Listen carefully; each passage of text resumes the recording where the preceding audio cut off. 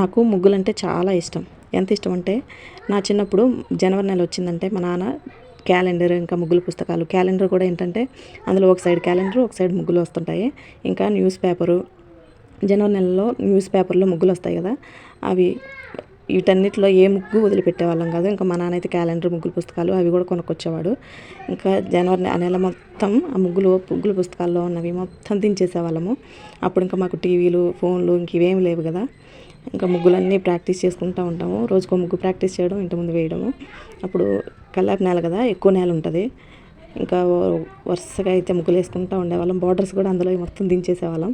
ఇంకా స్కూల్లో ఏమైనా చిన్న చిన్న ఫంక్షన్స్ అయినా, ఎవరైనా గాంధీ జయంతి అలాంటివి జరుపుతుంటారు కదా, అప్పుడు స్కూల్లో కూడా వదిలిపెట్టుకుని స్కూల్లో కూడా వేసేసేవాళ్ళం.